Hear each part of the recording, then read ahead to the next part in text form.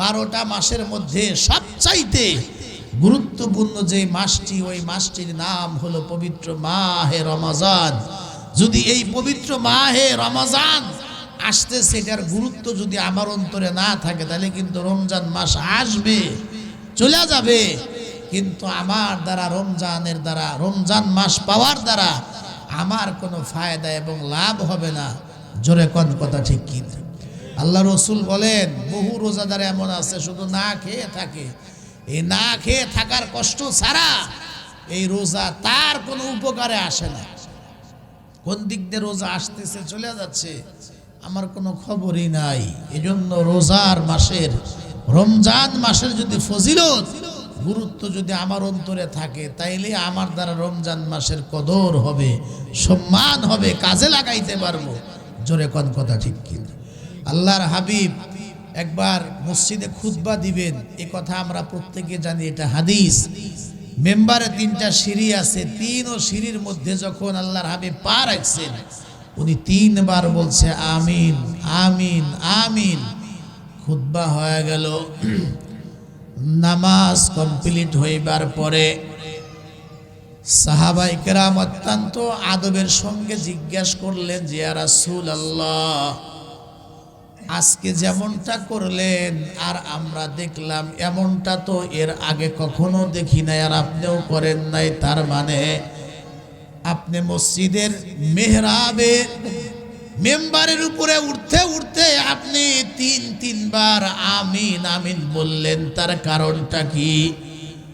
আল্লাহর নবী সাহাবায়ে কেরামের জবাবে বলেন, ও সাহাবীরা শোনো,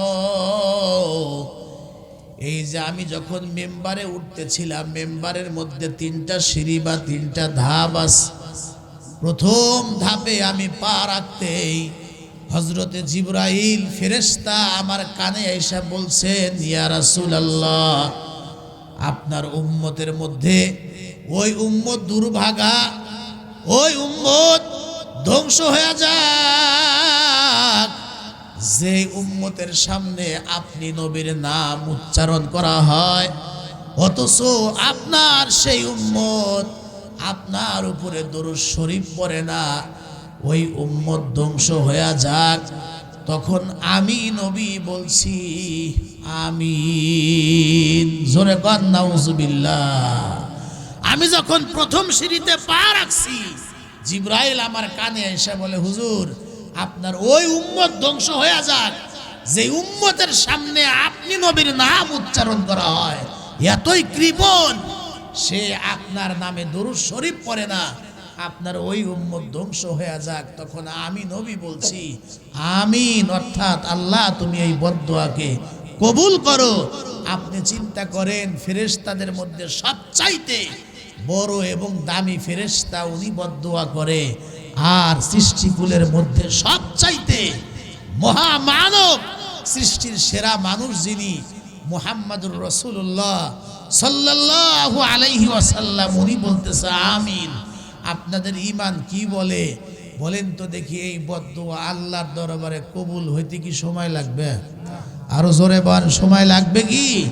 চিন্তা করেন। এজন্য আমরা মজলিসে বসছি, মাসআলা আর ফতোয়া হইল নবীর নাম কোন মাহফিলে কোন মজলিসে বৈশা যতবার শুনবো, এর মধ্যে প্রথমবার দরুদ শরীফ পড়াটা হলো ওয়াজিব, পড়তেই হবে।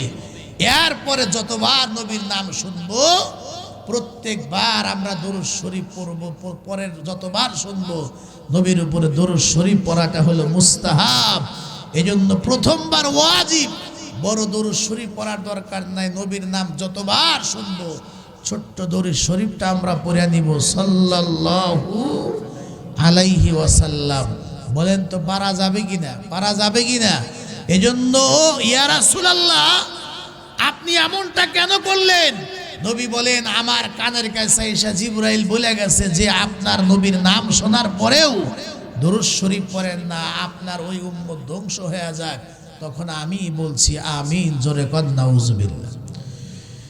হযরতে মুহাম্মদুর রাসূলুল্লাহ সাল্লাল্লাহু আলাইহি ওয়াসাল্লাম বলেন, আমি নবী যখন দ্বিতীয় সিঁড়ির মধ্যে যেই মাত্র পা রাখছি, জিবরাইল আমিন তখন আমার কানের কাছে এসে বলে, হুজুর আপনার উম্মতের ভিতরে ওই উম্মতটাও ধ্বংস হয়ে যাক যেই উম্মত তার জীবদ্দশায় তার মা বাবাকে পেল, অথবা দুইজনের একজনকে তার জীবদ্দশায় পাইল, অথচ সে মা বাবার খেদমত করে মা বাবাকে সন্তুষ্ট করা নিজের নামটা জাহান্নামীদের তালিকার মধ্যে থেকে কাটায়া জান্নাতীদের তালিকার মধ্যে তার নামটা লেখাইতে পারলো না, ওই লোকটা ধ্বংস হয়ে যাক। তার মানে হইল এ পৃথিবীতে যাদের করে মা বাবা আছে অথবা একজন আছে, সন্তান যদি ইচ্ছে করতো তার মা বাবার মাধ্যম দিয়া নিজের জন্য সে জান্নাত উপার্জন করতে পারত, কিন্তু এই সন্তান মা বাবাকে পাইবার পরেও মা বাবাকে সন্তুষ্ট করে জান্নাতি হতে পারলো না, নিজের নামটা জান্নাতীদের তালিকার মধ্যে লিপিবদ্ধ করতে পারলো না, জাহান্নাম থেকে বাঁচতে পারলো না। নবী গো আপনার ওই উম্মত ধ্বংস হয়ে যাক। তখন আমি পয়গম্বর দ্বিতীয় সিঁড়ির মধ্যে পা রাখা অবস্থায় আমি নবী তখন বলছি আমিন, অর্থাৎ আল্লাহ তুমি এই বদদুয়াটা কবুল করো। আর 3 নাম্বার যেই মাত্র আমি পয়গম্বর তৃতীয় সিঁড়ির ভিতরে পা রাখলাম, এমন সময় জিবরাইল আমিন আমার কানে কাছে এসে বলে, আমার কানে কানে গিয়া বলে, ইয়া রাসূলুল্লাহ আপনার উম্মতের মধ্যে ওই উম্মত ধ্বংস হয়ে যাক যেই উম্মত রমজান মাস পাইল, অথচ যেই রমজান মাস রহমত বরকত মাগফিরাত নাজাতে ভরপুর, রোজা অবস্থায় আল্লাহ পাক রব্বুল আলামিন দোয়া কবুল করেন, ইফতারের মুহূর্তে দোয়া কবুল হয়, সেহরির সময় দোয়া কবুল হয়, যেই রমজান মাসে রাত দিন 24টা ঘন্টায় আল্লাহর পক্ষ থেকে রহমত বরকত নাজিল হয়, মাপ চাইলেই আল্লাহ রব্বুল আলামিন মাফ করে দিত, একটা নফল কাজ করলে ফরজের সমান সওয়াব পাইত, এরপরে একটা ফরজ আদায় করলে 70টা ফরজ আদায় করলে যে পরিমাণ সওয়াব বান্দা ওই পরিমাণ সব উপার্জন করতে পারত, অথচ এই সুবর্ণ সুযোগ পাইবার পরেও রমজান মাস পাইবার পরেও আপনার যেই উম্মত এই রোজার মাস পাওয়ার পরেও নিজের জিন্দেগির গুনাহটা মাফ করায়া জান্নাতীদের তালিকার ভিতরে নিজের নামটা লিপিবদ্ধ করাইতে পারলো না। আল্লাহর নবী বলেন, জিবরাইল আমিন আমার কানের কাছে এসে বলে আপনার ওই উম্মত ধ্বংস হয়ে যাক। তখন আমি নবী যেন দোয়াটা কবুল হয়, আমি তখন বলছি আমিন, অর্থাৎ আল্লাহ আপনি এই বদদুয়াকে কবুল করেন। একটু জোরে বলুন না নাউজুবিল্লাহ। চিন্তা করেন ফেরেশতাদের মধ্যে যিনি সর্দার উনি দোয়া বা বদদুয়া করতেছেন, আর মানুষের মধ্যে যিনি শ্রেষ্ঠ মানুষ আল্লাহর পরে যার স্থান উনি বলে আমিন, অর্থাৎ আপনি কবুল করেন। এই বদদুয়া কিন্তু আল্লাহর দরবারে নিঃসন্দেহে কবুল হবে, কোনো সন্দেহ নাই।